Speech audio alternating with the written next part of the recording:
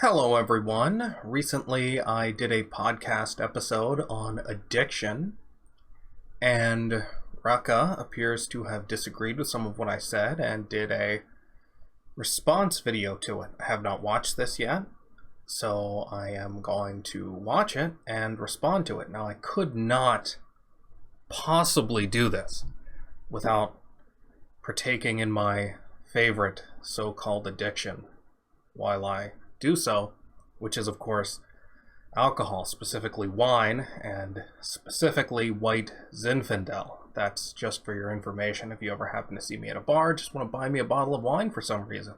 White Zinfandel is the only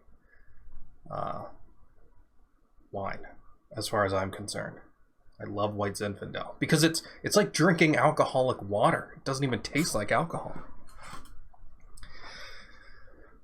That's not actually what I'm drinking right now. I'm drinking Burgundy, but white Zinfandel is my favorite. In any case, let's get started. Hey kids, welcome to the Schism of 2018. We are very excited to be here and thank you for joining us. We're going to talk about a video by a guy named Charles II, who you've probably seen on this channel a bunch. I have spoken to him at length. I have learned a lot, as have you, hopefully. And he is arguably one of the greatest living philosophers today, if not the greatest. And, you might say, like, oh, I've never heard of this guy. Well, that's, we'll get to that. But you also might say, like, oh, greatest philosopher? Who cares? Philosophy is stupid. You, sir, are ignorant. And one notch of intelligence above that might say, oh, greatest living philosopher? Most philosophers suck. Who cares if he's the greatest? That's like being the greatest by default. You're not wrong about that, but he really is remarkably impressive. And I am privileged to have access to a man of his capacity and of his knowledge. Well, I can't possibly let all this go by without expressing gratitude for this.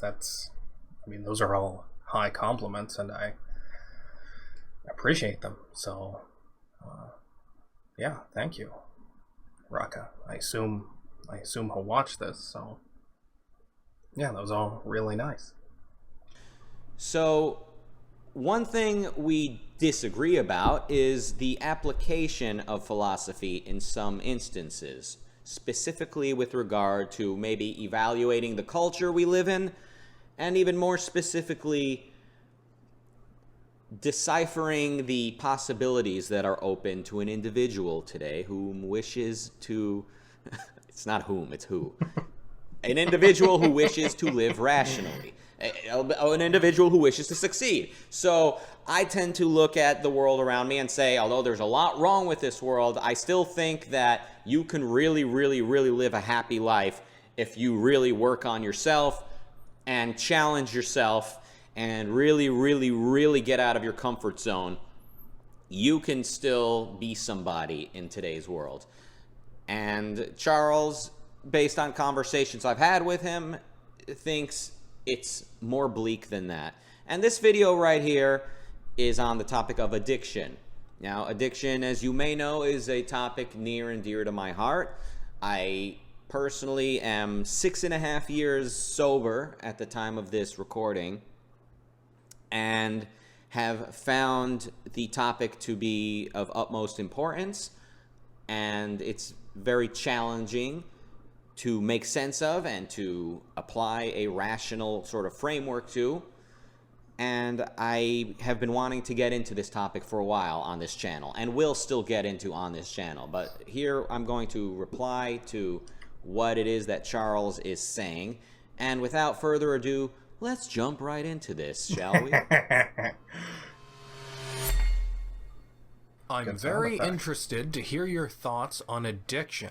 I had a large part of my life derailed by it. I was interested to learn about Rucka's experience with it, and I vaguely recall Peikoff putting forth a theory about why people are turning to drugs, and more generally getting wrapped up in addiction. I think he was referring specifically to young people. Okay, so this is just a question about my thoughts on addiction. Well, as for Peikoff's theory, I don't remember exactly what he said. I imagine it was in line with what Ayn Rand said. And I believe Ayn Rand said, this will be close to verbatim, I think she said, happy people don't smoke dope, or something like that. In any case, she said something close to that, and that's true. Of course, people are turning more to drugs today as it becomes more difficult to be happy given the growth of the state, and as people are inculcated with ideas that make them unhappy even if they succeed. There are any number of people who have done what they should do existentially and yet are unhappy because they think that that's immoral. So you have to have mind and body. I think the latter is more significant. So the fact that people have been inculcated with moral contradictions, with philosophical contradictions, the way that people are made to think that they cannot think, they're made to believe that reason is impossible or ambiguous, and the way that people have been taught to associate morality with altruism, I think that paralyzes people demonstrably. I think that cripples people a lot more than even the state, a lot more than even government, regulations and intrusions. A person equipped with a philosophy for living on Earth is much, much better off for having that. And what is mostly causing people to be so miserable and turn to drugs, in my opinion, are the philosophical errors, which... Well, depends on what you mean by mostly. Are you talking in terms of an individual or in terms of what is affecting more people? Oh, I totally agree that what is affecting more people is having the wrong ideas. Most people don't even get to the point where they want to do the right thing and can't because of the massive governmental control we have. So yeah, it's more of a problem in the sense that more people are affected by it. But I think the state is still a big problem. I mean, not the state as such, obviously, but all of the regulations and controls over people's lives that prevent them from acting on their own judgment, that is a problem for the relatively small handful of people who do actually want to and try to live by their own independent judgment. Lead them to doubt their ability to reason, doubt their ability to live, and doubt their own moral virtue, right? Because altruism sets it up so that the more successful you are, the more guilty you are, and the more of a miserable victim you are, the more virtuous you are. That's what altruism does. And of course, people like Charles and myself are fortunate to understand a better philosophy, which is objectivism, and that empowers you to reason, empowers you to understand the world, and empowers you to feel virtuous the more successful you are. Philosophy, in my opinion, is a much more significant piece of the puzzle when it comes to understanding why so many people turn to drugs. Now, of course, drugs make you feel good. Alcohol makes you feel good. These things are substitutes for the happiness you should be getting by living a good, rational life. So there's no mystery about why people are turning to drugs, although I'm sure it's a mystery to people like Trump and his cabinet, who are obsessed with the opioid crisis. And of course, they're going to use stupid, irrational government influence in order to try to combat this, when in fact all that will do is make it worse, because in fact That is a large part of the cause in the first place. People are unable to be happy by living productive lives because of the government, and so they turn to substances as a substitute. Anyway, so yes, they do. I'm sure in countless cases, people grow frustrated by the state preventing them from pursuing their passion, pursuing a happy life, and they turn to drugs. But like I said, I think the philosophical wrong turns in a person's life are much, much more frequently responsible for a person being miserable, feeling impotent, and turning to substance abuse. And yeah, it's not only Trump and the government, but it's society at large. When people try to confront this topic of addiction, they say, oh, we need to talk about this, we need to solve this problem. They always fail to see the most obvious solution, the most obvious cause of this problem, which contains a solution. It's philosophy and ideas. And someone out there might say, oh, some people are born with a physical, predisposition. Fine, I understand. And what I'm saying to you is the answer is contained in philosophy. Even if some people need pills to function in this world, I still believe that philosophy is what's required for people to attain happiness. More on that in another video. I'm sure I'll get into it in a way that's hopefully easier to follow if you're unfamiliar with what I'm saying. In terms of addiction as a concept, I regard addiction as the state of requiring a substance in order to function normally when that substance is not required for your life. That's just off the cuff. There's probably a much better way to formulate that, but so cigarettes are not an addiction. You are not addicted to cigarettes. You like cigarettes. Games are not addictive. You are not addicted to playing a game. You like to play it.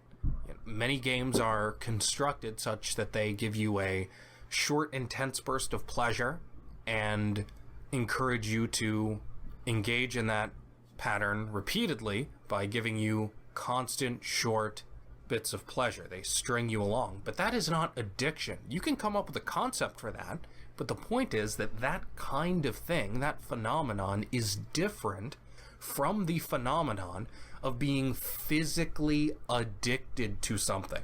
Being addicted means I have now made this thing, this unnecessary thing, this thing that is not necessary for my life, part of my life. I have integrated it so strongly that if I stop, it will cause physical harm to me. You can be addicted to heroin. If you stop doing it, it causes physical problems. You are not addicted to cigarettes. You are not addicted to food. You're certainly not addicted to oil or breathing or... All right, hold on.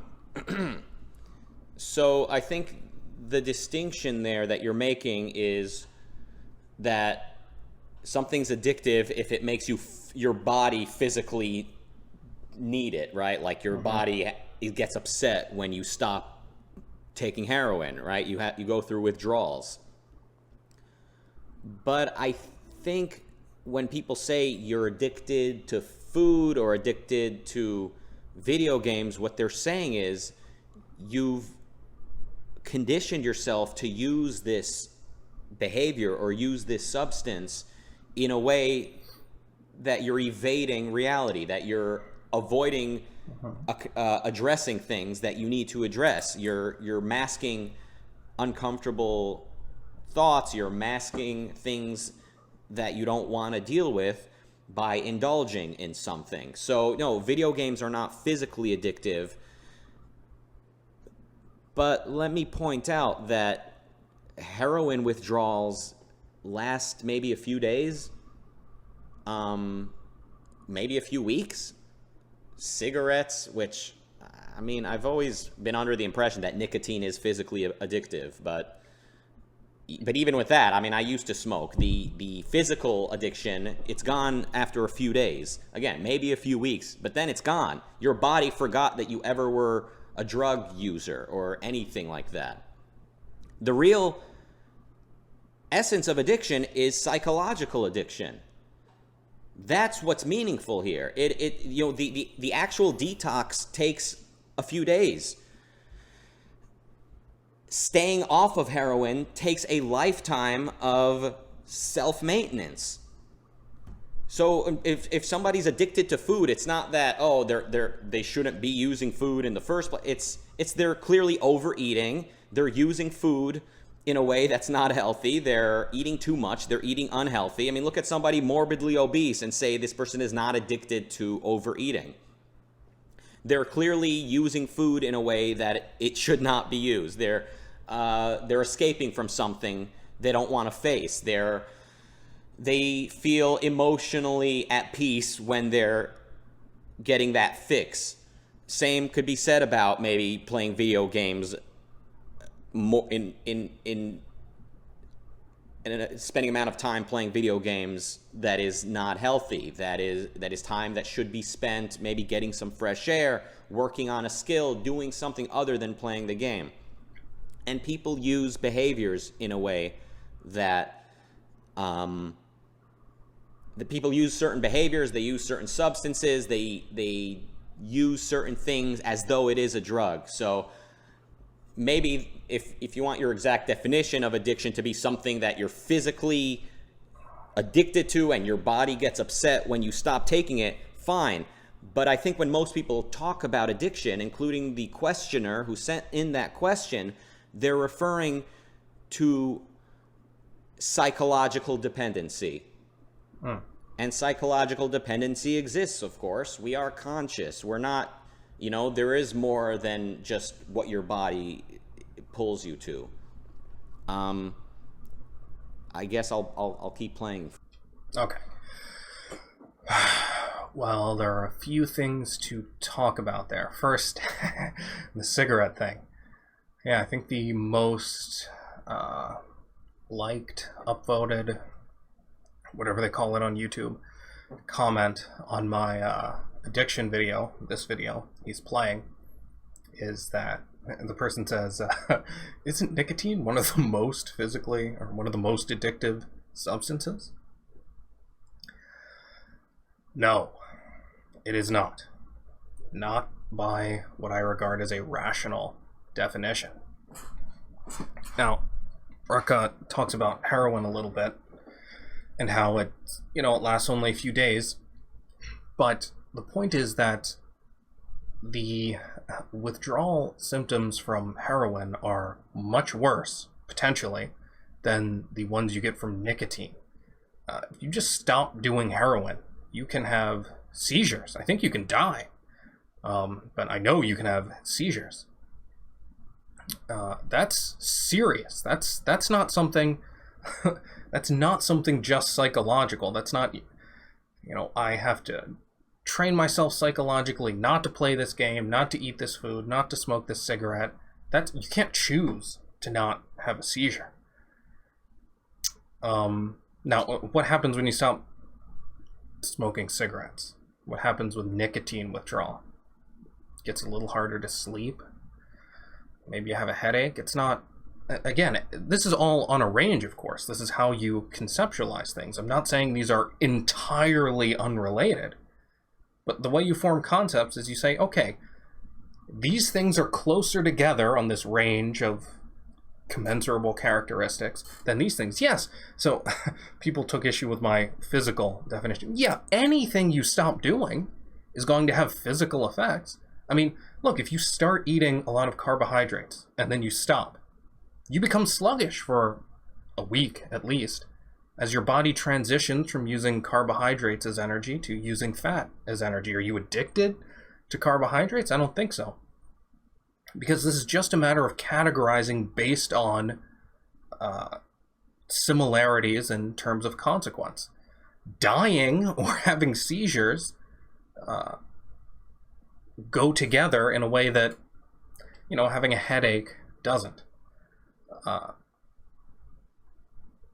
Now, in terms of cigarettes being addictive, I've never smoked cigarettes, but you don't have to take my word for it, as LeVar Burton would say.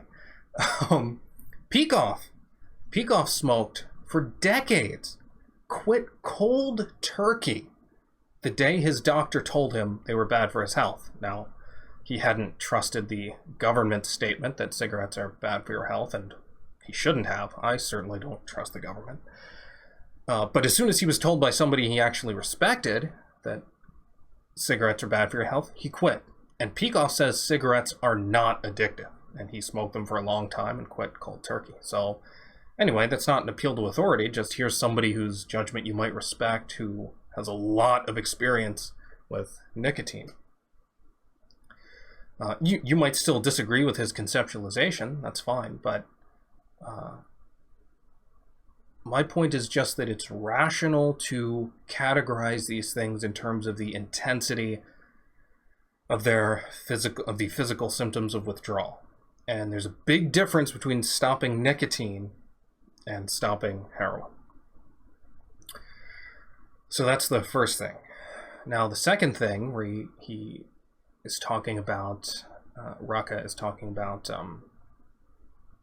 what the questioner meant by addiction and psychological dependency. Yes, absolutely. As I said earlier, that's a totally valid concept.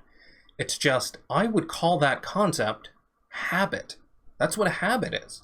That's all a habit is. It's just something you do repeatedly for, obviously, psychological reasons. So we have a concept for that, and it's called habit. My point with this video is to get at the motivation behind over-integration, behind integrating addiction and habit, behind just integrating those things, because they are actually separate. And I think it's clear that the motive behind treating these things under one label, or categorizing them under one label, is the same motive behind every package deal. It's the same thing that goes on with selfishness. Selfishness is, both not donating to charity and stealing from the donation bucket. Those are both selfish. Well, I think the same thing is happening here. When you put physical addiction under the same label as psychological dependency, the effect of that is to treat it like a disease. And they often call it that. They call addiction a disease. They call alcoholism a disease. Now, the motivation for this is to suggest that these are things that happen to you. They're not things you do. I think this is my problem with it. It's disempowering to not make this conceptual distinction between addiction and habit. If you think of habits under the same category as addiction, not only does that absolve you of responsibility, but for that same reason, it disempowers you. It makes you, well, this is just something that happened to me. This is just something that happened to me. But it's not. It's a volitional thing that you can control. I'm not saying you can just do it with willpower, quote unquote. There are definitely techniques to help you get over habits, but the effect of treating something physical and something psychological under the same category is to disempower people and make them think that it's not their fault. I mean, I'm not accusing Rucka of any perverse motive here, but I'm saying this is the actual objective effect of conceptualizing things in this way, and this is the motive of a lot of people or most people who talk about addiction as a disease. I mean, this is widespread. This happens everywhere. I remember I was talking to some woman on a bus once, and she was telling me how she'd gotten out of jail and how she learned, they taught her, you know what, this is a disease. This is a disease I have. Criminality. And she was, as sincere as you can be, if you believe something that stupid. But this is really widespread. This idea of treating things that you do as just phenomena that happen to you. It's a disease. It's, being a criminal or getting addicted to, creating the habit of playing video games all the time, that's the same thing as getting the plague. It's not the same thing. And to treat it as the same thing has bad consequences, the most important of which is preventing people from changing that habit. And stopping people from judging people who have bad habits. So yeah, that's what I have to say about that. For now. Anything that is actually... Hold on, the audio keeps, the audio does that thing where it cuts out. And yeah, I know with food, it's like, yes, you need food, but people overeat in a way that is not healthy. That is, they're clearly evading reality. They're clearly... I'm just going to end up repeating myself. Actually required for human life. Oh yeah, and you said addicted to oil, right? I mean, that's just environmentalist propaganda, right? They're saying, we're addicted to oil, no, we can't. Yeah, these selfish businessmen, these corporations, they're making us all addicted to oil. Of course, I don't even think that even belongs in the same discussion. Like when people talk about being addicted to food versus addicted to heroin, I do think those two types of dependencies belong in the same conversation, even if we're going to contrast them. But when people say we're addicted to oil, addicted to fossil fuels, that's just environmentalist propaganda. That's just hostility to human life, period. And I think we can agree that that is bullshit. Addiction is when you do something you shouldn't do, and it becomes integrated so strongly that there are physiological effects to stopping. That is what addiction is. Again, I know I'm repeating myself. The psychological side of addiction is what I think is important. The physical withdrawal, as I mentioned, lasts for a few days. The fact that a heroin junkie goes... So, just to make clear here, I'm not saying that addiction is more important, is a more important problem than habit, than figuring out how to break habits. No, I think absolutely having bad habits is way more of a problem than being physically addicted to something. My point here is just that definitions are the guardians of man's knowledge, as Ayn Rand said. If you conceptualize things the wrong way, then you think about them the wrong way. And so my point here is not that addiction is more important. It's just that it's what is important is to separate out these different kinds of things and not to put habit under the same category of something that's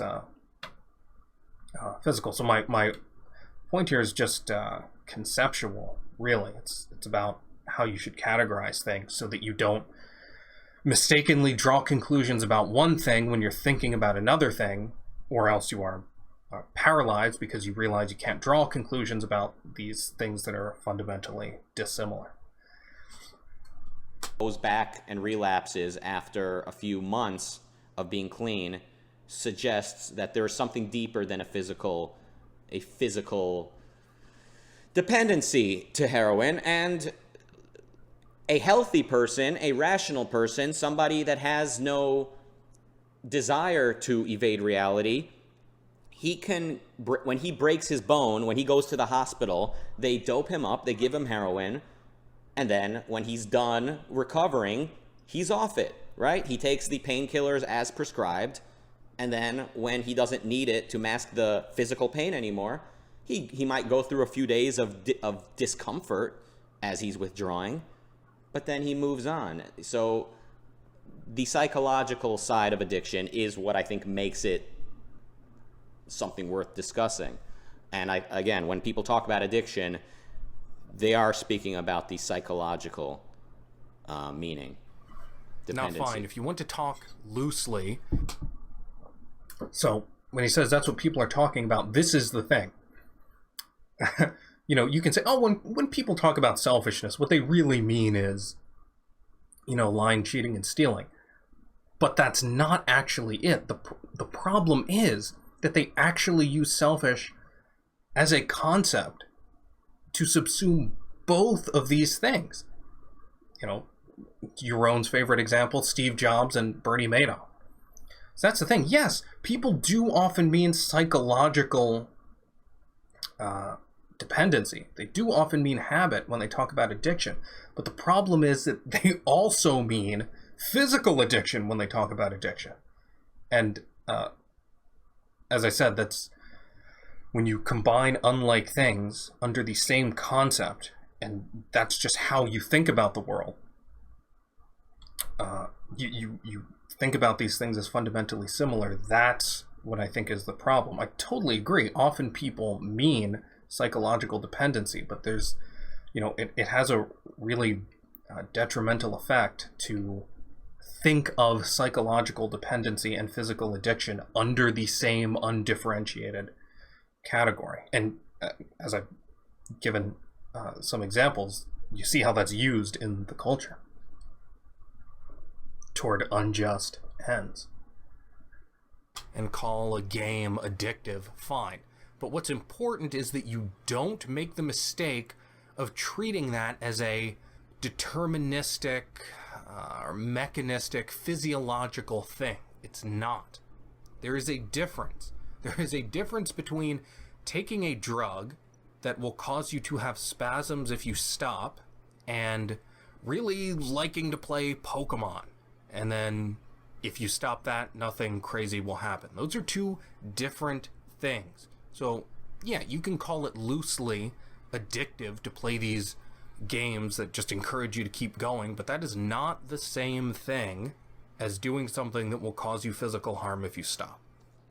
I know I'm repeating myself, but the spasms from quitting a drug like heroin lasts a few days, and that's it. People who spend 14 hours a day playing video games are psychologically dependent on this activity. Take their video games away and tell me they don't behave like a junkie having withdrawals. Take somebody's cigarettes away, right? You said cigarettes are not addictive. See if somebody's in a great mood when they don't have a cigarette. Take a fat guy's cheeseburger away, whatever it is. I mean, I don't want to just repeat myself. I think I've made my point that the psychological dependency on something, it's a habit that develops as a result of evasion. It's there to make things feel all right because you're not integrated psychologically. You're not. The world doesn't make sense. You feel guilty. You feel incompetent, and you've developed this coping mechanism, right, or this defense mechanism of some sort, and you have a difficult time with healthy living, healthy boundaries, rational boundaries, a rational way to live. That's what I think people are talking about when they want to know how to deal with addiction. Again, the physical side of addiction does not last for very long. It is the psychological side, which you and I know relates to philosophy, but many people don't know. That's what they need to understand. Again, concepts are about categorizing things according to similarities and differences. This is an objective question. Do these things go together? You don't form concepts by this is what's in the dictionary or this is what Ayn Rand said. You say, do these things go together? If there are important differences, you don't put them together. And the effect of putting gaming and food and everything else under the category of addiction is the same effect you get when you call alcoholism a disease or any of these things a disease. It's to make it physical in a way that it isn't. It's to take it outside of the realm of volition, which is the whole point of calling all of these things addiction. It's a way of saying, well, it's not you. It's a disease. It's not something you can choose to stop. It's something out of your control. You have no control over it. This is a disease. It's a physical thing that you have no control over. It's like, I've never quite understood why alcoholism is called as a disease. There's probably is an element of it that is coming from like sort of deterministic place, or kind of like conflating choices with automatic functions. But also I think it's a way of trying to explain where this addiction comes from, right? Where does it come from? I can't explain it. It can't be ideas, right? Philosophy is just, that's just for the quirky people in the universities. I don't know what ideas have to do with life. So if somebody's addicted, I'm going to call it a disease. I think certain people arrived at that term as a way to kind of make sense of how this condition came to be, of how this habit formed, right? They concluded that just some people are just born with a certain disposition where they don't feel okay. They feel uncomfortable until alcohol or drugs are introduced into their constitution. Then they feel good. So they were kind of born at a disadvantage. That's something I've heard people say, and I don't agree with it. I'm open to the idea that some people are born more prone to addiction, but I don't think anyone currently knows enough about that to really say with certainty. I think we need to apply a proper rational philosophy. We need to integrate people's thoughts and their feelings. We need to integrate reason with morality. As I'm sure you agree, Charles, that is the first step towards making sense of all of this. So I think, I know I'm going to say this one last time. The reason that alcoholism has been labeled a disease is probably to help make sense of kind of the cause of how this came to be, because people have a hard time explaining how did people become addicts. Yeah, I agree. It's just that the explanation is wrong and has bad effects. Yeah, I mean, of course, that's, people don't think ideas matter, and so they say, well, some people are alcoholic, it can't be, psychological or based on ideas or how they use their mind, so there must be some material or physical determining factor here. It must ultimately be explained in physical terms. Yeah, no, I totally agree with that. I'm just saying that that's philosophically wrong and leads to bad results, even if the person honestly comes to that. And I think often that is just a rationalization by people who know that it's not some physical process. It's like diabetes. Now you have control whether you eat a certain way, but once you don't have control over the physical, insulin and sugar in your body directly once it's in there. But smoking is not like that. Smoking is not the same thing as doing heroin. But the whole point of calling it an addiction is to treat it that way and to absolve people of responsibility. So that is why it is important to be strict about your definitions. Quit smoking. Smoke a pack a day and then quit. Whether that's a physical thing or just an emotional one, it's just very, very difficult to do. But maybe we agree. Maybe I'm hung up on this distinction between physical and emotional. Although again, I've only heard nicotine referred to as an addictive substance. But that's not something I'm passionate about. If it turned out nicotine is not really physically addictive, well, again, when I say physically addictive, again, stopping anything has physical consequences. It's just a matter of drawing distinctions along the range of physical consequences. Yeah, you stop smoking, you stop taking nicotine, you can't choose not to have a headache. That's just a physical consequence. But the point is that that's not that kind of consequence is way far down on the range of seriousness. It's not the same thing as these more extreme consequences, and that's how you. If you categorize anything, you do it on the basis of similarity along a continuum. You can't actually conceptualize something if there is nothing else that is commensurable with it. There's a difference between disparate and different, right? Like square and red are disparate. You can't conceptualize square by differentiating it from red, because there's nothing in common. You can only conceptualize square by differentiating it from something that has a commensurable characteristic, geometrical measurements. So you can conceptualize square versus circle. Anyway, the point of all of that is just that, no, I'm not saying at all that stopping nicotine or any number of other things, like I said, changing your diet, all of these have, anything you do has physical consequences.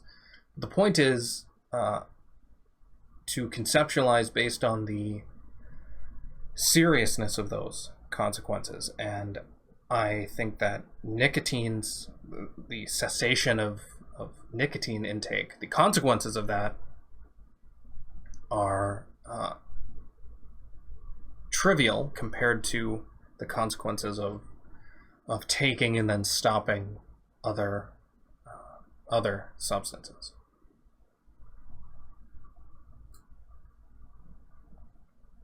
That would mean nothing to me. It's not something that's important to me to be right about.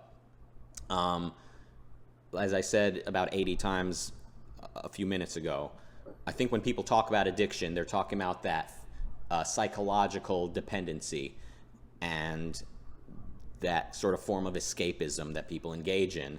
And that sometimes manifests in pornography. People who just masturbate literally 9 times a day, or maybe more. They just never leave the house. I mean, people use various types of either substances or behaviors to evade reality. It's very, very unpleasant to observe. And addiction is one of the most abused concepts out there. Now, addiction is contextual. There are drugs you can take that make you feel good, that you can take to the same degree and have the same physiological effects from taking them, and yet be addicted in one context and not in another, because addiction depends on the context of what's required for your life. Now, if we stopped using fossil fuels, there'd be some major problems. Billions of people would die. That does not mean we're addicted, because we need fossil fuels in order to live. It's the same thing as breathing. Now, you take something like morphine. Now, if you are using morphine every day, are you addicted or not? Well, depends on the context. If you are a healthy, normal person and you are taking morphine instead of pursuing a career and achieving the values that would make you happy, then you are addicted, assuming morphine gives you some problem when you stop. I don't actually know.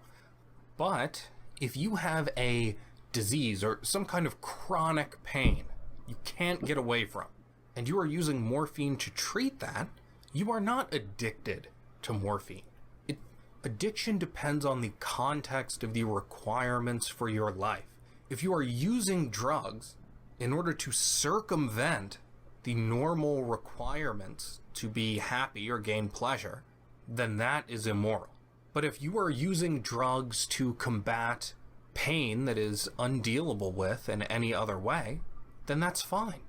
Context matters, not just the absolute amount of drugs you're taking or whether you're taking them at all. So, I mean, of course, with regard to fossil fuels, as I said, when people say we're addicted to fossil fuels, they're just talking shit about capitalism and human civilization. And I think the word addiction is clearly abused in that case. Right, but it's abused because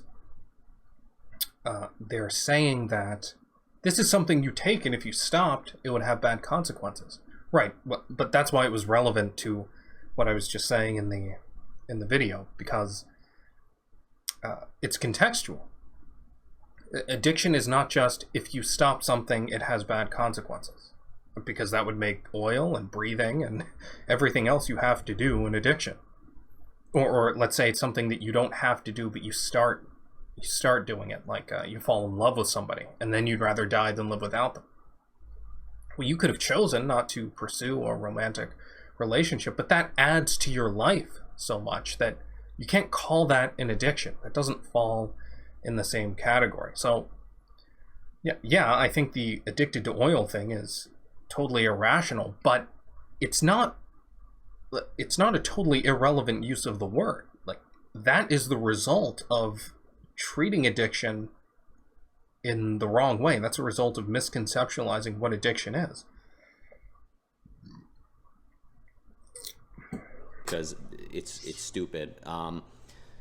But addiction to morphine, of course, context matters. So if you're taking it because you have excruciating pain and the only way to make the pain subside is to take a certain dosage of painkillers, then I think it is the rational thing to do. Or at the very least, that's for the patient to decide. Am I willing to put up with this pain, or would I rather dope myself up just enough to mask the pain, to make the pain not surface? And I think it would certainly arguably be rational to take the morphine in that case. But I also want to say, when a person is taking morphine recreationally, yes, it's immoral because it's preventing him from pursuing his life, but part of him pursuing a good life is emotional development, growing up. If a person is on drugs every day for many years, he is not learning how to live. He is not learning how to deal with emotions. He is not learning how to deal with hope, with disappointment, with heartbreak, with just all of the things, boredom, all of the things that life throws at you that you have to learn to deal with. So even if one says, oh, taking drugs is not preventing me from pursuing a career, or alternately, I can't pursue the career that I want, so doing drugs makes sense, you need to be emotionally mature. You need to learn how to deal with reality to live successfully and live rationally. So simply just clouding up your brain with substances is irrational. I would say a rational person at most gets high once in a while, but to do it every day is certainly harmful to him. And even if it's not what you define as addictive, so take marijuana for instance, which I've heard said a million times, it's not addictive. And putting aside the fact that most marijuana purchased in our lifetimes probably contains other drugs which are physically addictive, but even if it is just straight pure cannabis, it's addictive in that it's emotionally, psychologically addictive. You grow dependent on it. You end up doing it all the time, or at least you do it to evade reality and to avoid having to deal with certain things. So, and I would put the gaming addicts in the same category. I would put people who are hooked on porn. I would put morbidly obese overeaters in the same category. People who are not learning how to deal with life. People who are overindulging in a way that is not conducive to their flourishing. So it's not just simply about, is this preventing them from pursuing a career or pursuing certain concretes? It really is about the fact that to live and to grow and to flourish, introspection is required, and learning how to deal with your raw emotions is required, and that is impossible to do when you are doping yourself up every day and evading every single day, or too often, whether or not it's every day, but it's too often. There's a pattern. People might ask, well, what's the problem with taking drugs as a shortcut to happiness? Happiness is the goal, right? Or pleasure, at least, is good. So why not take drugs if they give you pleasure? Well, that's fine, so long as those drugs don't contradict the requirements of your life. And if you are taking those drugs to gain pleasure instead of taking those actions that are required for your survival in order to gain pleasure, then you are being immoral, and you are actually limiting your maximum pleasure over time. You are actually not maximizing your pleasure and happiness. You see, nature has granted us, through natural selection, with the perfect objective connection between life and pleasure and happiness. happiness is a reward for pursuing life. And there's no better way it could be. It doesn't make sense to put life against pleasure, because then every second you're pursuing pleasure is against pursuing life. Having these things be reciprocal is the ideal. That's the best way to be. So having happiness as a reward for pursuing life, which is itself a prerequisite for experiencing happiness, that's the best way for things to be. So if you take drugs to circumvent that relationship, to get pleasure, not as a reward for survival, but just to get it, well, then you're not going to experience pleasure for long, because you're getting pleasure as a reward for something other than pursuing your life. Therefore, you will die more quickly, or you will more likely die, and experience less pleasure. You can't be rational when you're constantly evading and constantly indulging in something, whether it's drugs, alcohol, video games, sex with strangers, whatever it is. Even exercise can be abused in a way that takes you away from thinking clearly. It's not just about, does this contradict my ability to attain certain values? It's that since your mind is your most valuable value, you need to let it breathe. You need to let it be clear.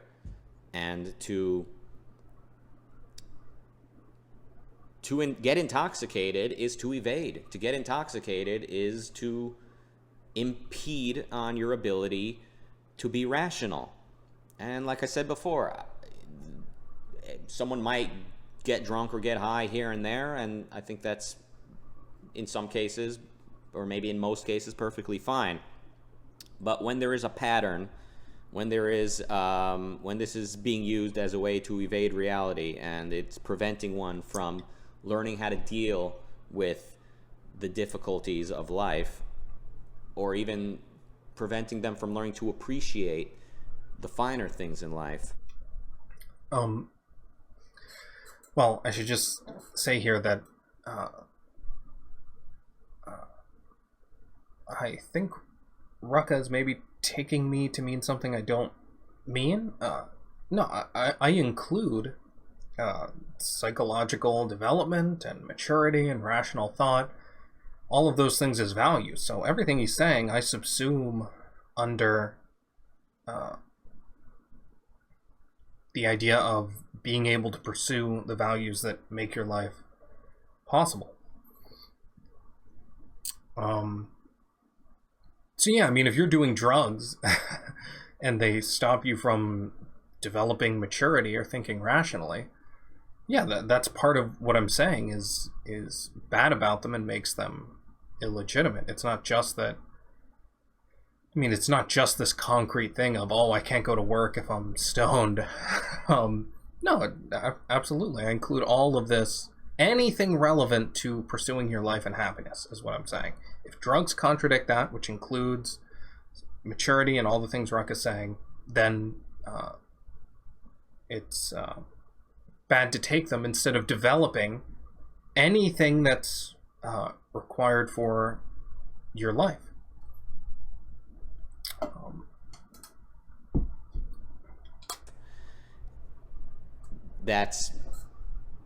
That in of itself is stopping them from being rational and from using their mind to its greatest capacity. In fact, it's these drugs themselves that very often do people in. So that is what is wrong with drugs. What is wrong with drugs is when you take them instead of pursuing the values that are possible to you, and thereby limit the actual amount of pleasure you feel in your lifetime, or happiness you experience in your lifetime. There's more to talk about with this, using pleasure and happiness, and there's a lot more to explain about these things. For instance, it's unclear whether drugs actually make you feel happy the way pursuing a career does. It's unclear whether we have drugs that even simulate that, because there are different kinds of pleasure. So I wouldn't just assume that doing heroin or whatever makes you feel the same way that you do when you finish writing Atlas Shrugged. It's not clear at all that that's true. But even if it were true, just taking a shortcut to pleasure instead of gaining pleasure as a reward for pursuing your life is self-destructive. Because setting happiness against life just means that you're going to experience less happiness, because you have to be alive in order to experience happiness. I will elaborate much more on all of this in my forthcoming book about the most difficult aspects of objectivism, the things people always misunderstand or often don't understand. In any case, it's also important to understand the flip side of this. It's not intrinsically immoral to do drugs. If you are in a situation where taking morphine every day is actually the way to maximize your happiness because you have chronic pain, then it's totally moral to do that, because that is your context. Now, I drink a lot of alcohol. Does that make me an alcoholic? No, because of the context. We live in an unfree society, a very nihilistic, unfree society. In any just world, I would be the head of the most prestigious philosophy department in the world, instead of languishing in obscurity as a pariah. Now, to bridge the gap between these two worlds, between this world and the world as it should be, I find alcohol goes a very long way. So I drink a lot of it. Now, am I an alcoholic because I do that? Well, if I'm using alcohol in place of taking those actions that would make me happy, then yeah. But if it's actually impossible for me to take certain actions, and alcohol gives me pleasure I can't actually gain through action because the government and all the evil people in the world are forcibly preventing me from taking those actions or being successful by taking them, then no, that's not alcoholism. Now, if you want a different perspective on this... All right.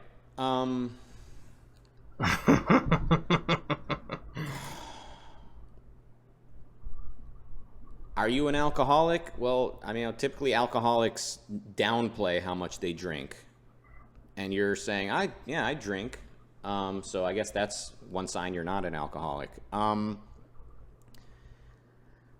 Look, make a list of things you would be doing in a rational society and tell me what you can't do. You could... Am I treated fairly? Am I treated with respect? Am I not treated like a pariah? Should I be drinking? Tell me I should be drinking. Tell me I should be on drugs to reconcile this world with the world as it ought to be, or to attain the level of happiness made impossible to me. I get frustrated, but you could be reaching for a higher level of potential. I can't.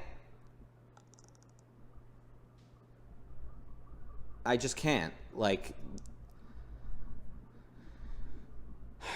look, I mean, the fundamental question is to live or to die, right? If you'd like to live, then you want to make the best of your life. I have a hard time believing that you've already seen what's possible in this mixed economy, and because you cannot reach what you ultimately deserve, that drinking a lot of alcohol is the rational choice. But, you know, that's obviously a judgment for you to make. I don't know. Like, I guess I'll just keep playing the video. You can go ask Rucka yourself. I'm sure Rucka disapproves of some of what I've said. He has more experience with serious addiction, as far as I can tell, than I have. I'm not sure that's even true anymore.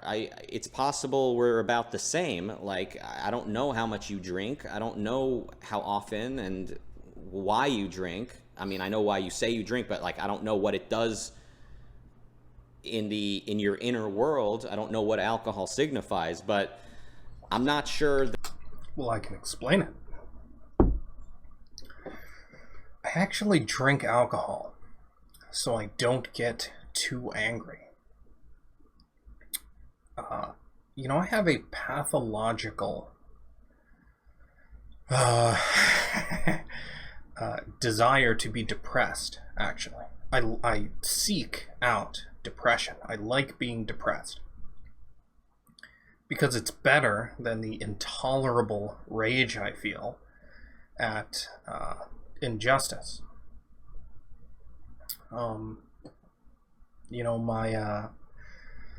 I get angry a lot, and my anger really covers up sadness, extreme sadness. I would cry if I weren't angry. And depression covers up the anger, and when I'm not depressed, and I mean depressed in the actual sense of just not caring, being neutral, it's better than being extremely negative. No, alcohol covers that. I am so nice when I'm tipsy, at least, most of the time. When you drink, you see connection. It really is a way of fogging up your mind, of being hazy, and you see the connections less clearly. Ayn Rand would get really angry when she would talk about abstract ideas because she saw the connections. She had this, I think Peikoff called this the kind of truck perspective, like the perceptual level perspective on abstractions. Right? If you can see abstractions as clearly as a truck coming towards you, as a perceptual threat, that is the thing to strive for. And Ayn Rand saw that, which is why she would get so angry about things like Kant. Oh, Kant, this is all just abstract philosophy, but she saw the consequences. And that's what I see. And it's why I get so angry. And I'm just more sensitive and hurt and more easily and more vulnerable to all of the evil in the world. And it's just alcohol makes me see things less clearly, which helps me not to be angry. Because if I see all the connections, all the implications of things, I see how evil everything is, and I get angry when I see those connections. So alcohol helps me not see those things. Now, I don't know if you think that's an illegitimate use of alcohol. I just can't tolerate. It's just intolerable to see how horrible the world is and how unjust people are. So that's why I use it. If you're curious, you can judge the legitimacy of that based on what I've said. That the way I was living before is drastically different from the way you are. The difference is when I was of the opinion that getting high is the best way to cope with this unfair world, I got high a lot. And when I decided there was no place for me in this world, I attempted to exit this world by trying to kill myself. And when I decided I want to live, I said I'm going to live, and I'm going to really, really challenge myself, really, really question some of these premises, and really see how far I can push myself out of my comfort zone and make... Well, I guess we are similar then, because that is why I use alcohol. It's to deal with unfairness, and in terms of suicide, I think about it every day of my life, and I have for, I don't know, 5 or 6 years now. I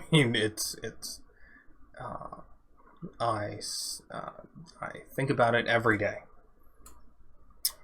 So every change possible. And I'm unrecognizable today. My life is unrecognizable. My inner world is unrecognizable. It's not perfect. I'm still working at it. But, the lovely man you see before you here is drastically different from who you might have met 7 years ago or even less, certainly more than 7 years ago. It just, I took all of these premises seriously. So if this world truly has nothing to offer, or you truly cannot reach the position that you deserve, why make these YouTube videos, Charles? Why engage in any of it? And if you're going to say, well, it's because there is some value to be attained, but I can't reach the full value. So in other words, I can't reach full happiness, so I'm using alcohol as a supplement. I think the act of using alcohol that way prevents you from really, really pushing yourself further. All right? Pushing yourself further is not an automatic process. So it sounds like you might be using alcohol to avoid dealing with the difficulties that life brings about. And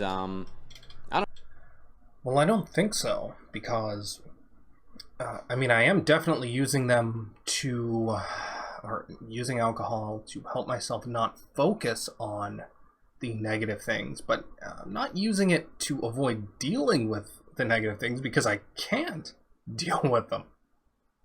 I mean, I can't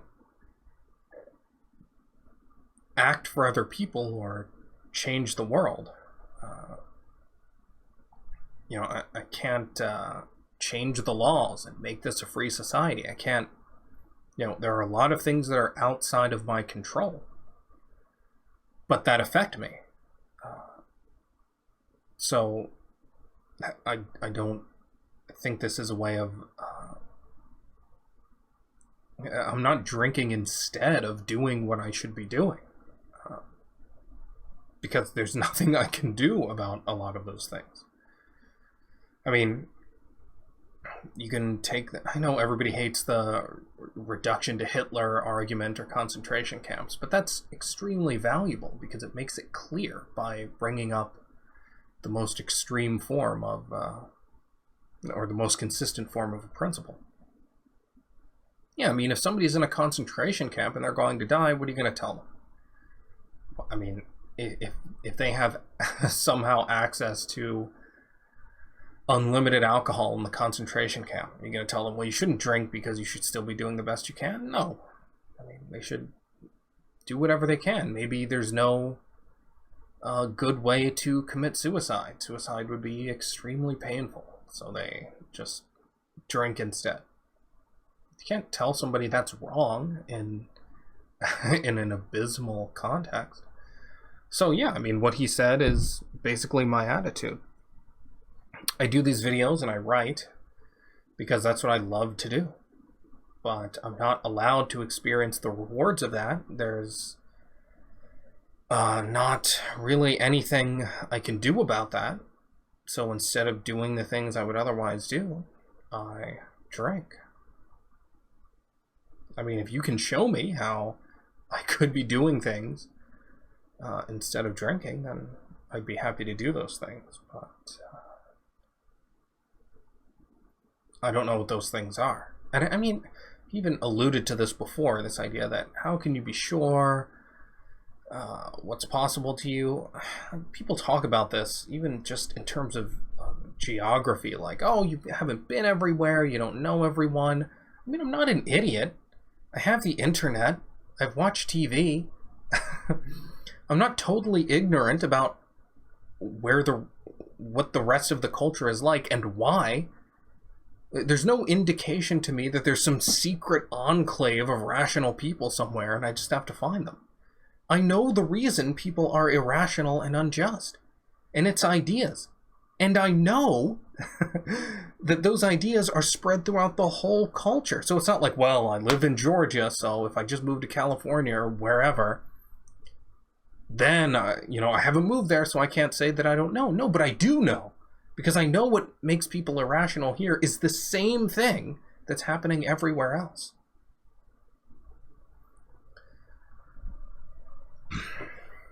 So you just have to be able to identify cause and effect. This is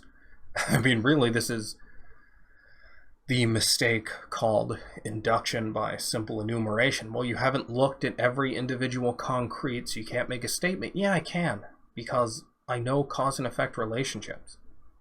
And I know what caused things to be bad in my concrete circumstances is also in effect everywhere else that I see. So, I don't know where, and I get this a lot, I don't know where people think I should be looking for this better world or these better people. I don't know. Why don't you quit drinking? Just try it. See how easy it is. I guess that would be my friendly suggestion. And look, I don't like telling people they have a problem, and I don't like telling people they can push themselves further. But like, we're out here speaking in the name of objectivism. Like, we're out here talking about reaching for the best life you can. Like, how am I supposed to respond when a person who I consider to be the greatest voice for these ideas, when I hear you say something like that, because the world is fucked up, that drinking a lot is the rational choice. We disagree. I'm just not sure what you want me to say if this is my rational I mean, if this is a factual question. If the world is actually as bad as I say it is, what am I supposed to advise people to do? Lying to them about it is no help. That's not an act of friendship to tell people that things are good and open to you. That's just going to make people even more disillusioned. I mean, it's the prerequisite for getting whatever is possible to you out of life is recognizing the factual context you live in. Now, I mean, yeah, it's bad that we live in this context and things are pretty bad. But if you're going to get anything out of it, you have to recognize what you can get out of it so you don't make serious mistakes. So I don't think it's fair to blame me for pointing out how limited your options are today. I didn't create those facts. I'm just relating them. I'm just explaining them, pointing them out.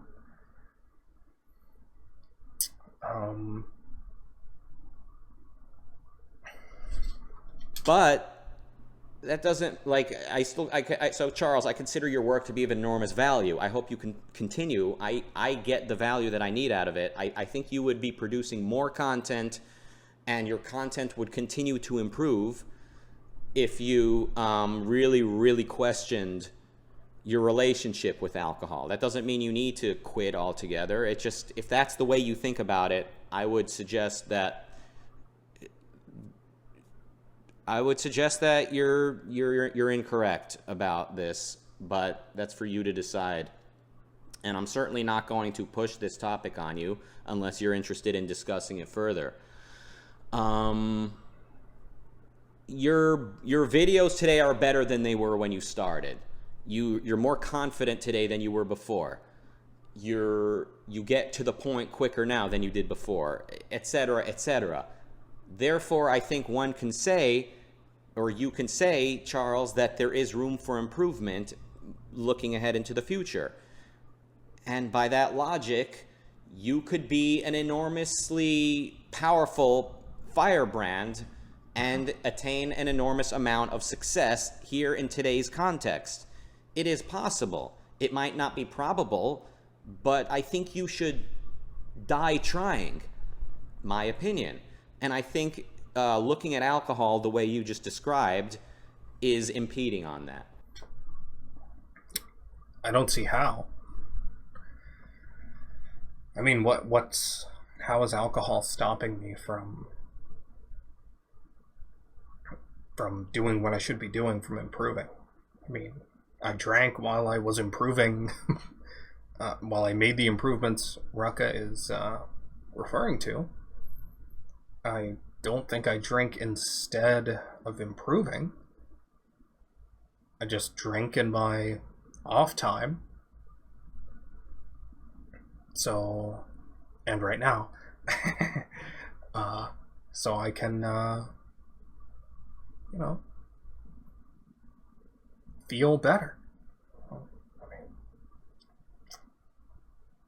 Now, I am highly skeptical about my prospects for success. People talk about, oh, Ayn Rand's successful, though, and Ruck even mentioned this once. She, Atlas Shrugged, is selling more copies than ever, and look at Alex Epstein. My ex-girlfriend would always tell me, yeah, but there's a pretty big difference between them and me. Ayn Rand was an artist. She developed her philosophy in order to express concretes dramatically. Alex is a philosopher of energy. Alex takes one side of an extremely controversial political concrete. It's a lot easier to become successful when you are talking in terms of concretes everybody can relate to, and that's something both Ayn Rand and Alex Epstein do in a way that I don't. I'm not blaming them. I'm not saying that's wrong or bad. I'm just saying I'm in a different context. It's a lot easier to be popular when you talk about global warming and fossil fuels than it is when you talk about measurement omission and concept formation and all of the abstract philosophy I talk about. And same thing with Ayn Rand. When you use philosophy to create dramatic concretes in the form of a novel, it's much easier to be popular. So, I mean, there are reasons. This isn't just perverse pessimism on my part. I'm looking at the facts and saying, okay, given my passion, what are my prospects for achieving real success? And I look at the cause and effect relationships and I see, oh yeah, a lot of success comes from being able to make things that normal people will be interested in. And normal people are interested in dramatic fiction and hot-button political issues. But do you think Ayn Rand would have been anywhere near as popular if all she had written were her nonfiction? If all she published was Introduction to Objectivist Epistemology, probably her most important philosophical work? Would she have been anywhere close to as popular as she is, having written Atlas Shrugged and The Fountainhead? No. So again, I'm not being perverse here. I'm just saying I see the kind of work I do, and I know what is popular and what isn't. I'm not saying people are even wrong about that. It's just in a rational society, there would be avenues for people like me to be successful. That's what institutions of higher learning are supposed to be. But we live in a world where that's totally corrupt, and where I don't do things that are popular in the sense of just, things that your average person are interested in, which is nothing wrong with them necessarily, but this is just my factual context. It's both areas are blocked off to me, so it's delusional for me to think that I have these any real prospect for success. The best I can hope for is to just eke out a living doing what I'm doing, and that is what I'm acting on. So it's not like, oh, I have all this stuff and I'm throwing it away because I'm just drinking all the time. No, I recognize what's possible and I'm working toward that. One man's opinion, also a man who has been on both sides of, the alcoholic coin. And I don't know if you're an alcoholic. I know that I don't like hearing somebody speak that way. It sounds like rationalization. But in the realm of addiction, so when I've been around people that do clearly have a problem, I've always said, I don't want to tell you you have a problem. That's for you to decide. I'm only interested in helping people that want help. I hope you continue to create content. I hope you continue to create wonderful products. And hopefully you continue to grow as a person. Look, Charles, you've mentioned that you ended a relationship that you were in. You're wiser today than you were when you began that relationship. You've learned more about life. You've learned more about human nature. You've learned things you could not have learned from reading or from thinking abstractly. You've learned things that are essentials of existence by being in an actual relationship. So chances are you could benefit to be in more relationships. And now the question is, how do I meet more people, and how do I make myself more presentable to people? How do I attract the kind of girl that I want to attract? Do you think the kind of girl who is the girl of your dreams, do you think she would respond positively to hearing you say, I drink alcohol because this world isn't fair? Do you think? No, but I also don't think that that woman exists. I mean, look, I don't mean to be boastful, but it is lonely at the top. There are circumstances I confront that most people don't, and this was true in Ayn Rand's case as well. There's a reason she had an affair with Nathaniel Branden, and that was because she was a unique kind of person. She couldn't get everything she needed in one relationship. She loved Frank O'Connor, but she needed a philosophical mind on her level, and she thought that was Nathaniel Branden. It's very difficult when you're somebody like me to find someone worth your time. I mean, I'm not, again, this is, it's like everything else. People tell me, oh, well, what do you expect when you think it's impossible? You have to think it's possible and go for it. In order for it to be possible. If you go out with a bad attitude, then of course you're not going to find anything. Okay, but for how long? Assuming I live a normal, average lifespan, I've already given over a third of my life in good faith, and I've found nothing to indicate that there are rational employers, women, people in general, communities. I mean, I don't know how long I'm expected to put in a good faith effort and make myself vulnerable only to be hurt over and over and over and over again. At a certain point, you have to say, okay, I gave it a shot, and now I'm done, and I'm going to act on the basis of what I've discovered the world today is like. So, I'm not against having a relationship again, but I'm not looking for one, and I'm not particularly interested in that. I mean, it's, people I'm interested in are so rare that I've had to have long distance relationships because I mean, these kind of people are so rare that they're unlikely to live anywhere close to me. It's not like being a normal person where your standards are less, frankly.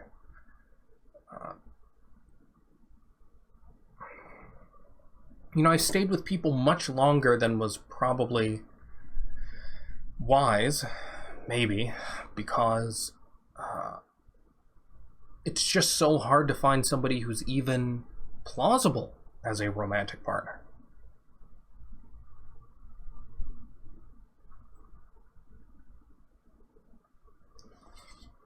I think she would say, oh, finally, a perfectly rational man who drinks a lot because he deserves to be the head of a university, but he's not. I think you do deserve to be the head of that university, by the way. But I also think that you deserve to be the head of Charles II's life, and you're not going to get there by getting intoxicated. And also, there's a lot you can accomplish in today's world. There's a lot you can do. You can be the head of the philosophy department of the internet. It's right there in front of you. Well, I definitely cannot do that. I mean, this is the perfect concrete to make this point on. What, I'm going to become the most popular I'm going to become the head of internet philosophy. People are going to pay attention to me. No, nobody cares. Even the people who are my fans are complete idiots. Not everyone, but I can't tell you what has made me want to quit more than anything else has been the praise of superficial people. Has been people who tell me how great I am, and then I see them praise somebody else I regard as garbage, and I see, oh, this person doesn't get anything substantial from me because he doesn't see the difference between me and this other thing. So he's not getting anything from me. That, more than anything else, that has made me just despondent. And Ayn Rand was the same way. The hostility doesn't matter. I don't care. I expect that. And that's what Ayn Rand said. She didn't care about the smears. It was the positive reviews that were totally superficial that really bothered her. And that's how it is with me. It's just so...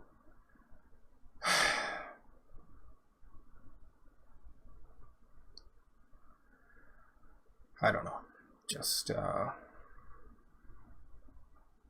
I can barely go on when I realize that even the people who praise me don't really get me. Don't really get anything of value from what I'm doing. They're just people who happened on me, but they're just treating me superficially and dogmatically and could get the same thing out of somebody who offered much, much less than what I offer.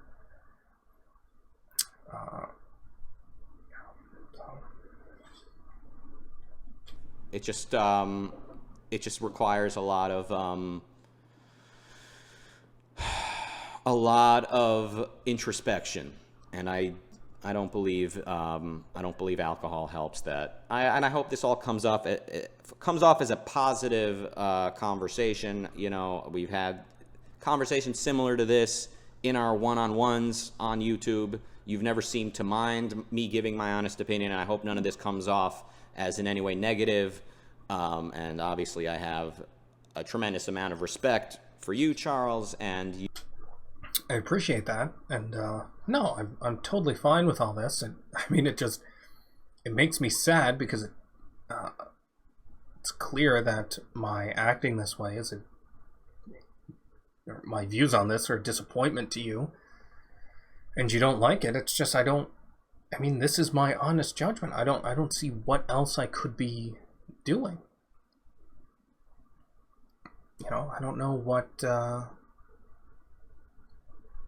If this is my honest evaluation of the state of the world, this is how I have to be. This is the most rational thing to do. I can't just pretend.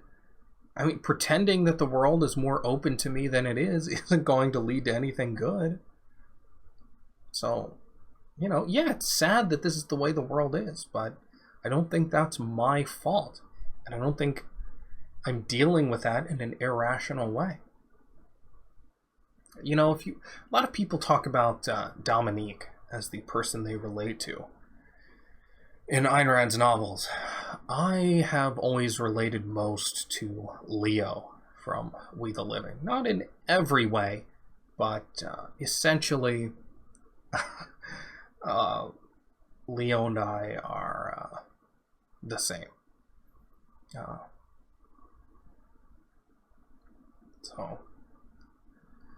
And you talk about what woman would be would think that's her ideal. Well, Ayn Rand based Leo off of somebody she was in love with in the Soviet Union. In fact, I remember Peikoff said that he asked her towards the end of her life what people had been most important to her. And even though Leo had been, that must have been around the 70s when she was talking about this, or maybe even 80s. Early 80s, and she left the Soviet Union in the early 20s, I think. So 60 years, something like that. And she mentioned Leo, as she was clearly in love with this person. I think it was unrequited on her part. She loved him in a way that he didn't quite reciprocate, I think. I've just always related to Leo. Now, you can say, oh, but the right answer was to be like Kira and try to escape. Yeah, except today, there is nowhere to escape to. She was escaping to America. Where do you go from here? We're already in America. There's nowhere to go. You, your work matters to me more than how you're doing personally. I mean, as far as what I get from you, what you're doing now works fine for me. Good. That is exactly what I want. I want this to be a cold, hard business transaction. People who support me on Twitter or pay me for anything, I want you to pay me because of the value I offer. I don't want you to pay me because I'm friendly, because I'm often not friendly. Often I am, though. I'm unfailingly polite to people who are honest and polite to me. But I don't want you to pay me because of my personality. I mean, in terms of how I relate to you, because I'm friendly to you, because I haven't personally criticized you or your pet issue. I want people to pay me because I offer intellectual, philosophical insight. That's what I want. I want this to be a cold, hard business transaction in terms of why people pay me or pay attention to me. I don't want this to depend on how I'm living my personal life. Anyway, so I'm glad that's how Rucka sees it. That's exactly what I want. I just, as one guy pursuing truth to another, those are my thoughts. And, hopefully you're not upset at me for having that opinion, because it is my honest opinion. He has made clear in our discussions that he's doing the audio thing again where it cuts out. Is that audio thing something about my video, or is this on his end? I can't really tell. I'm pretty sure the audio I think my video's fine there. I'm just a little concerned that maybe I'm uploading in a weird way or something. I don't know. Disapproves of my perspective on these things, but nonetheless, this is my best judgment. We live in bad times in some serious ways, and substances can help you deal with those. Now, I remember talking to Rucka actually about amphetamines, and mentioning that my ex-girlfriend said that people should be on amphetamines all the time, and he was a little concerned about that. Now, I agree with that. In fact, Ayn Rand was on amphetamines for, I think, 30 years, actually, I think. She wrote Atlas Shrugged on Benzedrine, I think. And Peikoff himself was on amphetamines. In fact, Peikoff said he could not have gotten through college, through graduate school, without being on amphetamines. In my view, there's a totally legitimate use for amphetamines, and I think many more people should do them much more of the time. I'm open to the idea of using a certain dosage of uppers by one who is psychologically sound, rational, and using it for a particular purpose of accomplishing something. I can certainly see why that is sometimes appropriate, sometimes rational, and I can certainly envision a future where a lot more people have found the proper use of amphetamines or something similar to it. As far as Rand and Peikoff, I mean, look, one of two things is possible with Rand. Either she made a mistake, which is possible, either because of an error in knowledge, ignorance of the effects of the drug in her lifetime, or it is possible she just made the wrong decision. That is a possibility. Another possibility is she, in her context, it was appropriate. Again, like I said, a certain dosage. Yeah, she was prescribed amphetamines by a doctor for weight loss, I believe. That's just, amphetamines just used to be prescribed for that. If you go and you say, yeah, I'm getting a little overweight, I can't lose weight, they would just prescribe you amphetamines. So I'm pretty sure that's why she got on them. I think Isabel Patterson criticized her for being on them, but yeah. With a certain purpose of what Rand wanted to accomplish, she said, "This helps me focus, and I'm going to use this." And and there may be some side effects, or there may be some sort of undesirable results, but all things factored in, this is what I wish to do. If there's anyone who I would trust to introspect, of course, Rand would be that person. Although, again, I don't know her full context. As far as Peikoff, I don't know if he meant he couldn't get through school because of, how retarded graduate school is, or if he meant just as far as the workload. Maybe both. It's, again, possible Peikoff made a mistake. Possible it was the correct decision for him. But, of course, the topic of using amphetamines here is being brought up in the context of wanting to accomplish things, right? Wanting to focus and wanting to be able to create stuff. And then the question becomes, is this artificial substance the right way to go about it? And I'm certainly open to the idea that it is. I know for me, it's very difficult for me to separate amphetamines from the way, the context with which I used it, which was recreational, but also to focus, but also to kind of mix with downers. I definitely, I would say in my life, I would not be returning to amphetamines. I want to check if OBS is, all right, it might be broken, but I don't know if it's still recording, and I'll find out when I'm done. Now I'm distracted. Yeah, look, it is possible that amphetamines are... Yeah, we're still recording. We're still good. It is possible that amphetamines could be used, but again, if a person is psychologically sound and they are taking only enough to help them focus, not just taking it as a substitute for happiness, as a substitute for work, and I'm open to that. I'm skeptical as far as most people using it today, but that's a decision for them to make.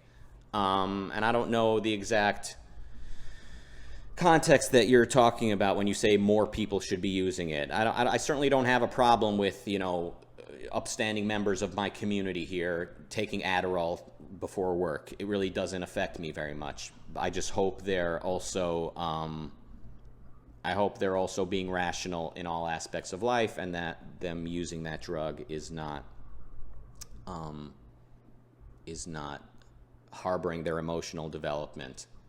There are different kinds, so you have to choose the right one, but I am a total fan of artificial substances to promote human productivity. I love... coffee is like my cigarette. You know how Ayn Rand loves cigarette as a symbol? It's in Atlas Shrugged. She loves a cigarette as a symbol. Coffee is my version of that. I love coffee. I love when I see commercials, or I used to see commercials when I had TV, and you would have this big breakfast in the morning and this steaming cup of coffee. I love coffee because it's such an artificial way to start the day and to give you a jolt. I love that. I love the idea of coffee. I love the idea of artificial substances helping you do better. I like coffee too. I drink 1 cup a day. I don't want to get all tweaked out. I don't want to be up all night at the computer working on stuff and just guzzling coffee. To me, that just feels kind of icky. And having the history I do with addiction, with substance abuse, as in what it sounds like you're suggesting with amphetamines, I want to take these things and say, what is the purpose of ingesting it, and limit it to that. So I'm not going to take coffee for anything other than to kind of wake me up in the morning and kind of focus on what it is that I want to do with my... I like the idea of coffee. Coffee itself has never really... It's never done so much for me that I could notice it. It's still... If it weren't common knowledge that caffeine makes you more alert and gives you some energy, It would not. I would never have discovered that. I've noticed no correlation between drinking coffee and feeling more alert. So I'm not sure it actually does that much for me. And I don't drink it anymore because now it makes me throw up along with tea. Not exactly sure why, but recently drinking tea and coffee has made me nauseated. But I love the idea of coffee. My day, and the rest of the energy that I want, I'll have to muster up elsewhere. So, yeah, I guess we agree about coffee. Than nature. So those are my. I mean, I think we agree. It can be abused in my opinion. It can be used to evade, but look, one battle at a time. I'm not going to sit here and rail against coffee abuse. Of course, caffeine is a drug, and look, someone might point to me and say, "Oh, you drink coffee? You're a junkie." I think there's a matter of degrees to consider here. So, while the case can be made, I'm addicted to coffee by my definition. I don't think I use coffee in a way that prevents me from dealing with the hardships of life. I think I've been growing and flourishing and finding happiness in avenues other than that one cup of coffee a day. And I've gone through months in which I laid off coffee just to see what it would be like, and that was interesting. But now that I own a dank-ass espresso machine, I think I'll always be a coffee guy / espresso / cappuccino guy. It's really all the same. Well, coffee's not the same, but as far as I can tell, cappuccino is just more espresso. Maybe I'm wrong. All the angry comments now. Oh, you fuck you, Rucka. That's not what a cappuccino is. All right. It's like everywhere I go, I just have to piss off everybody. It's like I can never just give an opinion in this world. All right, back to the video. Thoughts on Basically addiction. over. All right. That was Charles. If you'd like to keep up with everything I do, just go to charles2.com. You're going to let that play, huh? If you'd like to enable me to do more, just go to patreon.com/charles2 and become a supporter. Thanks for listening. It's a good song.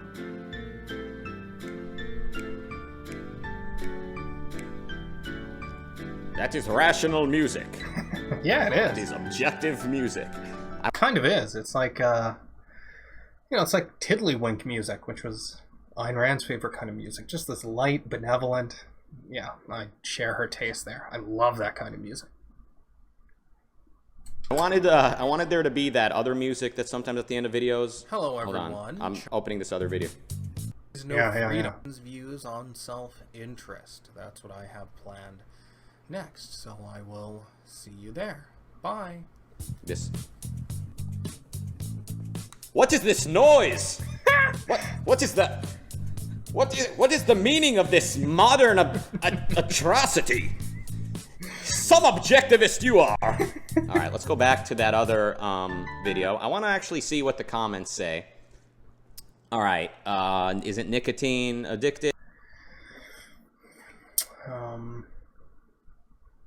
Yeah. Yeah, I like both of those. Just for the record, I put the name of that more modern thing in all those videos. It's called Keeping Stuff Together. And the other one is called Journey with Russ. If you care to look those up. I like both of them. And he says, put in some videos, I mean, there's the piano, Journey with Russ, that's podcast. The other one is non-podcast. So it's not just random. I just choose one at random. One is the podcast music. One is just other video music. That's not a topic that's important to me to settle. All right, so Kyle in the comments says, just as an aside to amphetamines, the aviation wings of the U.S. military regularly gives pilots amphetamines to increase flight performance. Right, so there's a context where someone who signed up for a particular job needs to take that into consideration, and it's not necessarily going to harm him or harm him in a net harmful way to take these amphetamines. Now, in some cases, it probably results in people getting addicted.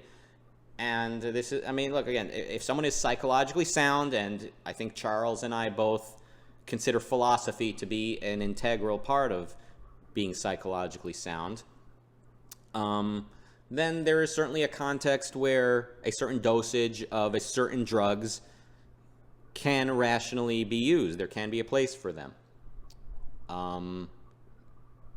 Yay, coffee. All right, Jimmy says, I'm slightly worried about you, Charles. You drink a lot because you feel you're being held back in philosophy. Isn't that kind of evasion? Blotting out your mind instead of facing the reality of things and doing the best anyway. I think, and Charles, you might dislike what he said. Let me see if you were, okay, so he responded to himself. Then he said, whoops, wrong way to appeal to an objectivist. By the way, all right, Ayn Rand seems like an angry, unhappy person, possibly because of the amphetamine use. Yeah, I want no part in that controversy. Whether Rand was happy or unhappy, I can't spend my life. Well, in terms of evasion, it's not evasion to not focus on a particular thing all the time. You remember near the end of Atlas Shrugged, Galt, he tells Dagny not to look or something when the lights are going out of New York.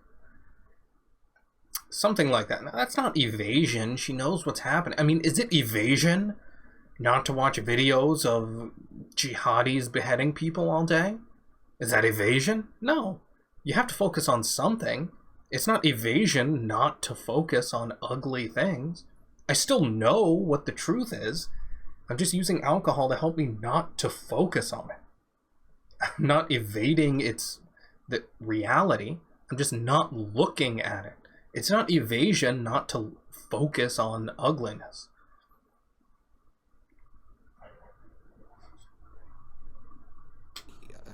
On that, I hope she was happy. I have every reason to think she attained great joy and happiness as a remarkable person that she was. But Jimmy also said, besides, I think you're on the road to tremendous success. Please be careful with yourself. The world needs you. Charles, I'm guessing if you read Jim's comment, you didn't like his unsolicited advice. You didn't like him kind of lecturing you. And I certainly didn't want to be lecturing you myself. Like I said, I appreciate your work and I get a lot from you. But if we're going to talk addiction, I'm going to have to give my opinion. And if you use yourself as a visual aid, of course. Yeah, I read that. It didn't make me angry. I just think he's wrong, but I mean, I'm totally fine with people who disagree with me. It's just I get angry and respond harshly when people are dishonest. I don't see anything dishonest about that until the follow-up comment where he talks about Ayn Rand. But just that first comment, well, yeah, I guess I did get angry at that because it's obviously not evasion. No, it's not. This is just what I said before. No, it's not evasion.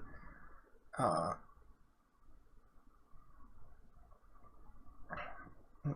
mean, how is that evasion? I stated the fact. You drink a lot because you feel you're being held back in philosophy. Isn't that a kind of evasion? Well, if it were evasion, I wouldn't have stated the fact that I'm being held back. That's not evasion. It's just not focusing on the negative. I still recognize the negative exists. So, yeah, I guess I was angry at that comment. Of course, I'll have to respond to that. And of course, as somebody who benefits greatly from your work and wants to continue benefiting from your work, I do think that if you do have a problem, then confronting that problem. I don't even call it a problem per se. It's if you are not challenging yourself to your full capacity, then you're not going to produce the best and most frequent quality work. That's all I'm saying. And I could be wrong. I don't know. I don't know all the facts. It's very difficult to know what somebody's situation is. All right, Ellie says, I'm going to have to disagree with regards to cigarettes. Yeah, Ellie's probably right, but that's not an important topic to me. Mario says, interesting view of addiction. And the question is, why are you using the drug? Right. Why? What is the context? If it's because you have excruciating pain and you need to take painkillers, that's certainly one thing. And certainly another context is you're taking it recreationally to avoid dealing with life and to mask your insecurities. That is a very different context. Alexander says, you may find this unwarranted advice. I think you're evading something with your argument that since you can't achieve academic philosophical success, that permits you to drink. I consider myself an objectivist. I once had a drinking problem. It still exists, though, if you can't drink normally. And I think, to some extent, I had the same mentality. It's self-defeating, though. All right. This was not supposed to be like a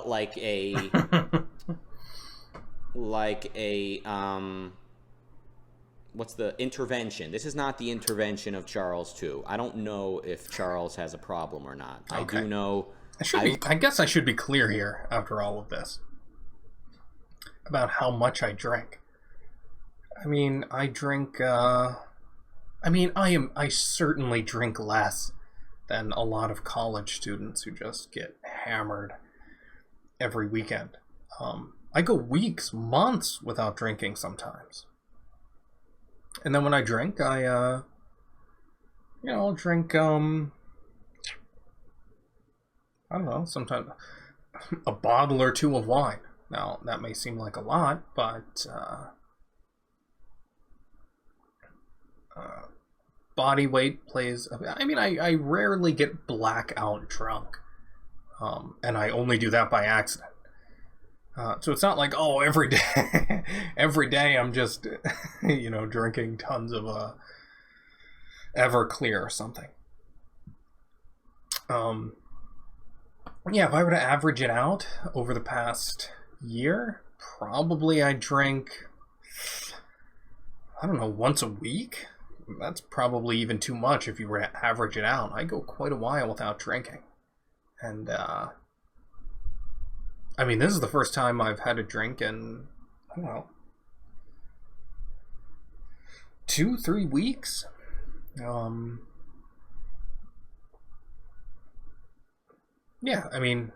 know, maybe people are, I use it as a way to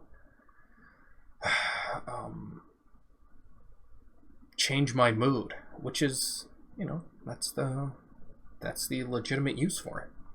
Yeah, I think I use alcohol in a rational way to improve my life. I live in the world of it's all or nothing. If I am not reaching for 1,000% maximum potential, then it's a fucking life wasted. So, in that spirit, I responded to what Charles said about his own drinking.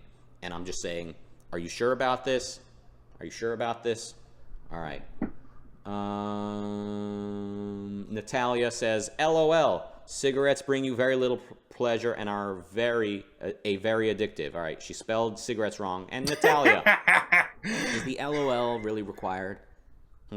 Are you being nice? Are you being a lady? Are you single, Natalia? I think Charles here deserves a magnificent experience lovemaking with a beautiful woman.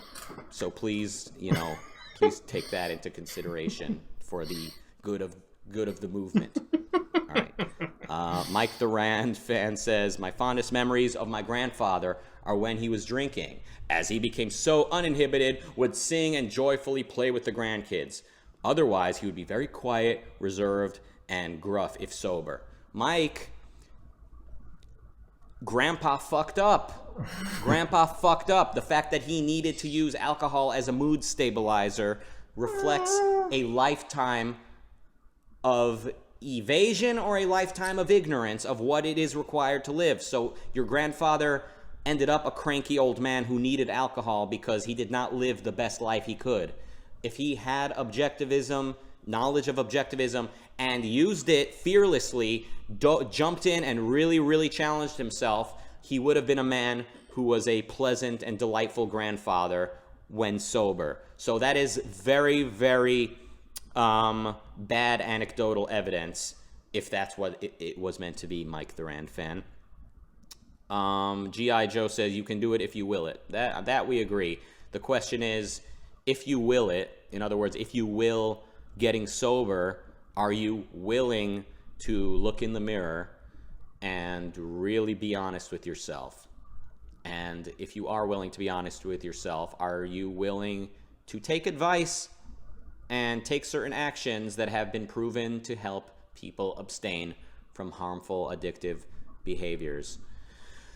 That was my response to Charles's video. Again, Charles, I really hope this was all taken in a very positive way, and I'd love to continue this conversation further, and you're all obviously welcome to respond to this and disagree with me, but I mean, don't disagree too much, you know, like you know, people who disagree with me tend to realize they fucked up. I do not want to get into a argument with Rucka Rucka. Well,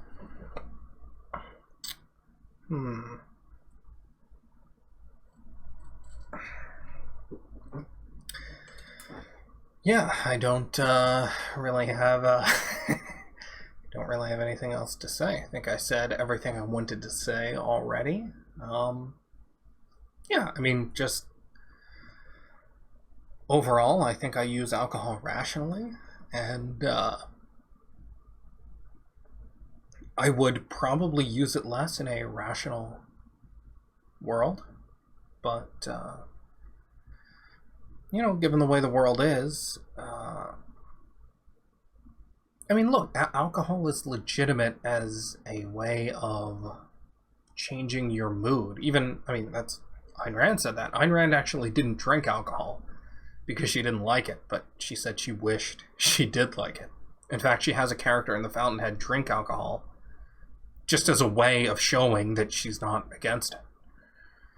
And yeah, as a mood changer, improver, I think it's fine. Again, there's a difference between evading and just not focusing on ugliness. And if alcohol changes your mood, and that's legitimate, that's really all it's doing. It's just changing your focus. So, yeah, I hope I didn't give anybody the impression that I drink crazy amounts. But, you know, I mean, there are some bad things about the world, and certain substances can help you feel better about it. I don't think it's stopping me from achieving the values that I think are possible to me.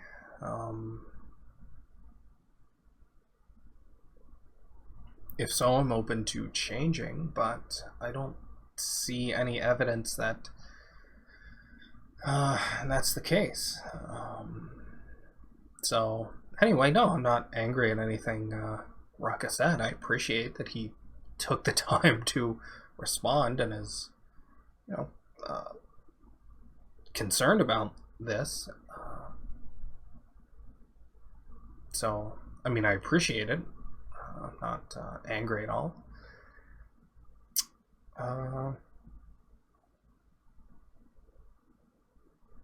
Yeah, so anyway, I actually didn't, I'm not going to put up that Matt Dillahunty video because, one, the volume on the video compared to my voice was way too low. It was in the recent Sam Harris video too, but that was just a minute long, so that was fine.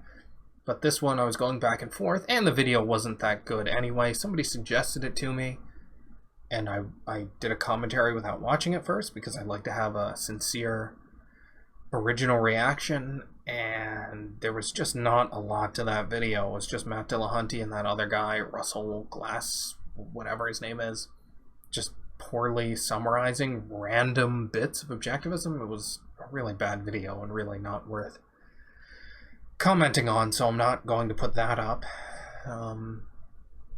Anyway, I'm open to suggestions for more videos, and yeah, I don't really have a stock of videos left yet. That was the last one I had on the schedule, so I'll be looking for more things to talk about. Anyway, that's it for today. Now you can hear that modern that modern music that goes on my non-podcast videos. And as I always say in my high-pitched voice, bye!